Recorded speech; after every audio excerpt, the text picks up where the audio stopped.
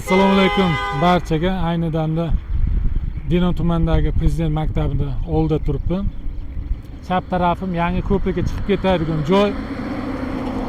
Bu yerga turib gaplashishimni sababi shunday iboratki, biroz oldin shu joydan murojaat yo'llagandimki, mana shu Dushanbedan keladigan M41 xalqaro ahamiyatga ega yo'lni chap tarafdan ham qo'shimcha yo'l qo'yishini taklif bilan chiqqandim.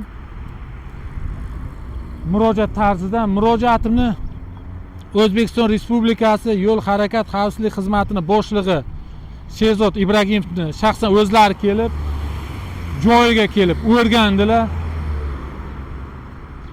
Sherzod Ibragimov ko'rsatma berdi mas'ullarga.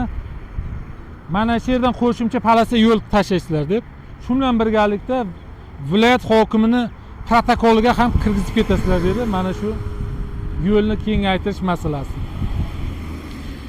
Ikkinchi yana yo'l bilan bog'liq murojaatimiz bor edi. Denov tumanidagi Denov Baraka Yashil bozori tarafdan chiqib keladigan mashinalar ko'prikning oldiga kelgandan keyin katta ko'chaga chiqqandan keyin yana shaharga qayrilib olishga erga ham muammoga duch kelayotganda haydovchilar u joyni ham Sherzod Ibragimovning o'zlari shaxsan o'rganib, erga svetofor qo'yishni ham ta'kidlab o'tdilar. Va shu bilan birgalikda Denov tuman hokimligi, shu bilan Surxondaryo viloyat hokimligining protokoliga kirgizib, tegishli tartibda murojaat hal etilsin deb ta'kidlab ketdilar.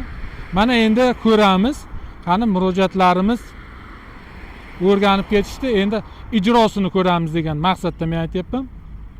Shu fursatdan foydalanib O'zbekiston Respublikasi Yo'l harakat xavfsizlik xizmatining boshlig'i Sherzod Ibragimovga tashakkur bildirib qolaman. Shaxsan o'zlari Toshkentdan kelib Denovga meni murojaatimni o'rganib, ijobiy hal qilib berishni ko'rsatma berib ketdi mas'ullarga. E'tibor qaratganlar uchun barchaga rahmat. Sog' bo'linglar.